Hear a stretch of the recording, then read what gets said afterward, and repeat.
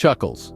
You know, anemia is a bit like an elaborate masquerade ball where everyone shows up, but they forgot to bring the oxygen. It's a fascinating way to imagine it, isn't it? A rally of cells all spirited and enthusiastic, ready to execute their tasks. But oh, they stumble upon a hurdle. See, unlike in a typical masquerade ball, where the worst that can happen is running out of hors d'oeuvres or champagne, here the missing element of the party is oxygen, an essential ingredient needed by our cells to function optimally. When it's not around, the situation can nosedive at a frightening pace. Imagine a grand ballroom full of guests with a dwindling air supply. Things may go swimmingly for a bit. There will be laughter, dancing, merrymaking, but soon the air will thin and they will begin to feel suffocated. That's the exact scenario inside our bodies when anemia sets in. These cellular guests, unfortunately, begin gasping for air, a scene far from pleasant. But fear not, we'll delve into this in more detail. We'll navigate you through this mysterious maze to better understand these disco-loving cells and their desperate quest for oxygen. And just like a seasoned host introducing all the masquerade guests, we'll introduce you to the different types of anemia. So let's paint a picture together. Imagine anemia as a grand buffet, each dish symbolizing a different type of anemia. Iron deficiency anemia is the lack of red meat on the table, caused by a deficit in iron. The guests, or cells, feel weak and tired due to this lack. On the other hand, vitamin B12 deficiency anemia is the absence in eggs, leading to fatigue, loss of appetite, and weight. And the treatment, it's like restocking the buffet with the missing dishes. Iron supplements for iron deficiency and B12 supplements or diet adjustments for B12 deficiency. Each type of anemia, each dish, is unique in its own way. They have their distinct characteristics, yet they all contribute to the same condition. So, let's delve deeper and get to know our partygoers better. Shall we unveil the mask of anemia and understand each type's unique characteristics?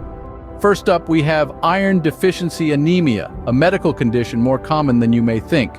This is the bread and butter of anemias, an ever-present companion, like that trusty loaf of bread always found at a buffet table. It's there, discreet and constant, yet it is incredibly common.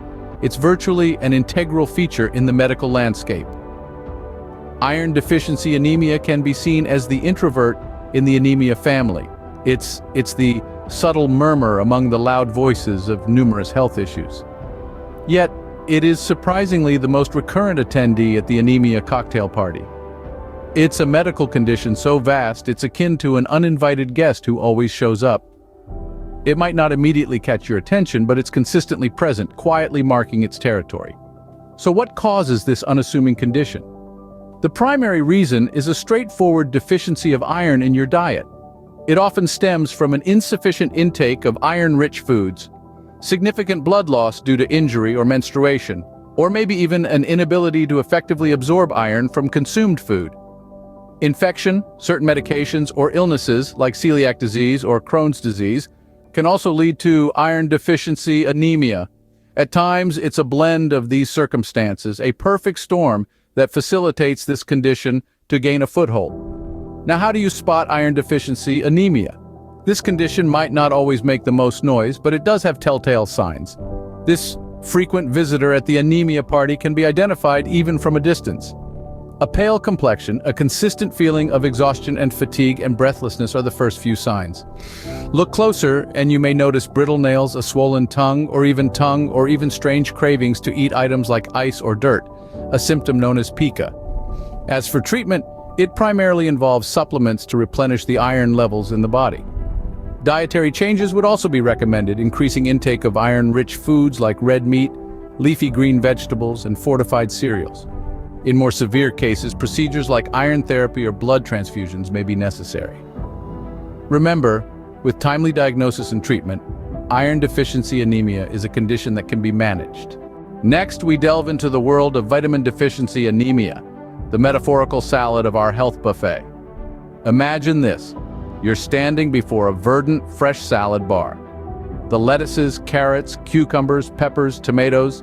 Each component is a metaphor for the vitamins, minerals, and nutrients in our bodies, each playing a unique and crucial role in maintaining our health. Let's visualize our bodies as a complex salad that requires a spectrum of nutrients, where each nutrient corresponds to a distinct ingredient in the salad. Our spotlight lands on B12 and folate, two vital nutrients your body needs to keep your red blood cells robust and healthy. Vitamin B12, also known as cobalamin, is a key player in the creation of red blood cells. You'll find it primarily in animal-based foods like meat, fish, and dairy products. Contrarily, folate is an indispensable component for DNA synthesis and repair, found in abundance in dark green leafy vegetables, fruits, nuts, and legumes. Vitamin deficiency anemia specifically occurs when your body lacks these two vital nutrients. The primary causes can range from a diet deficient in these elements, an inability to absorb these nutrients, or certain medical symptoms may include fatigue, shortness of breath, dizziness, pale or yellowish skin, and irregular heartbeats. Treatment often involves dietary changes or supplements to increase the levels of B12 and folate in your body.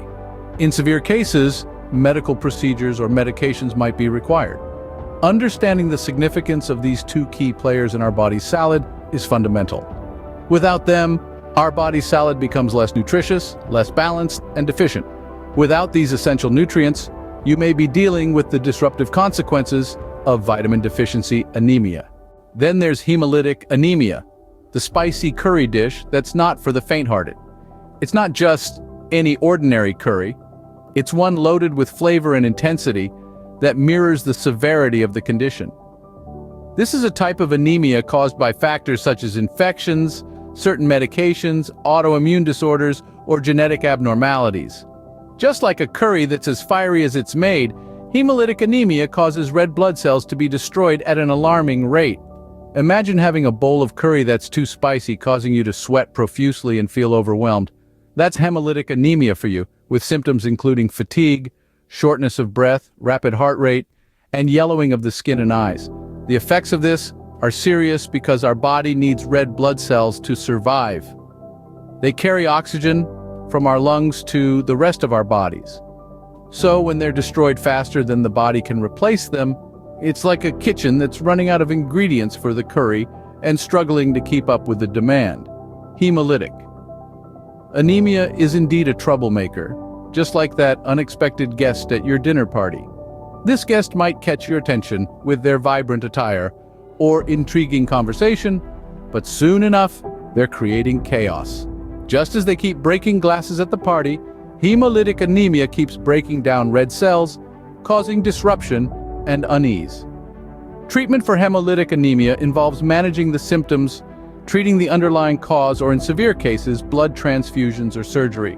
It's important to understand that unlike the spicy curry dish, hemolytic anemia isn't something you can simply choose not to consume. It's a condition that requires immediate medical attention to prevent further complications. So again, hemolytic anemia, it's the troublemaker guest who keeps breaking glasses at the party, but with the right attention and care, the disruption can be managed effectively. Let's not forget aplastic anemia, the rare caviar at our buffet. This blood disorder is as infrequent as a perfect pearl in a beach full of shells. Often overlooked, it adds a unique element to our buffet of disorders. Picture this. You're at a rocking party, the music is in full swing, everyone's in high spirits. Suddenly, an uninvited guest arrives, aplastic anemia, who isn't much for partying. Aplastic anemia walks in, putting a damper on the joyous celebration. This condition signals your body to stop producing fresh blood cells, akin to the music coming to a sudden, abrupt halt at a lively party. But why does this happen? The DJ of our party, the bone marrow, isn't feeling up to the task. It underperforms or completely ceases production. This halt isn't a minor hiccup that can be readily rectified. It's more like a prolonged blackout, transforming the once vibrant party scene into a quiet, dark space. Causes of aplastic anemia can vary, spanning from exposure to certain toxins, radiation, chemotherapy, certain medications, to viral infections. Even autoimmune disorders can be a culprit where the body's natural defense system attacks the bone marrow. And the symptoms? They're as noticeable as a power outage at a party. Fatigue, frequent or severe infections, unexpected, heavy bleeding, rapid heart rate, or even skin paleness. It's equivalent to pulling the plug on the jukebox, flipping off the lights, and letting the silence envelop the room. The life of the party, our blood cells, which keep the body healthy and the systems running smoothly, dwindle. The vibrant party now stands still, silent, disrupted by the unforeseen power outage. Now, how do we get the party back on track? The treatments for aplastic anemia include blood transfusions, bone marrow transplants, or immunosuppressive drugs. It's like calling in a skilled electrician to fix the outage, get the lights back on, and get the party started again. It's like the power going out in the middle of a party, but with the right help, the party can resume. Adding to our last segment, we have sickle cell anemia, the exotic yet somewhat unnerving fruit salad. This one's a genetic condition inherited from your parents when both pass on the faulty gene. What happens is that the red blood cells, usually round and flexible, are forced into a sickle or crescent shape. And why does it matter, you ask? Well, these sickly-shaped cells can't move easily through your blood vessels. They're sticky and stiff, and they stubbornly refuse to budge, often causing blockages. This is not the kind of guest you'd want at your party. It tends to create chaos. The symptoms? They can vary greatly, but typically they include episodes of pain, fatigue, swollen hands and feet, frequent infections and problems, and when it comes to treatment, it's largely about managing symptoms and preventing complications. This could entail medication for pain, antibiotics to prevent infections, blood transfusions, or even a bone marrow transplant in more severe cases. Sickle cell anemia, the unwanted guest. Unpleasant, yes, but with the right knowledge and care, it's most definitely manageable. Now, what is the procedure to diagnose these uninvited guests known as anemia? It requires the precision and acute observation of a detective. You need to search for the crucial pieces of evidence.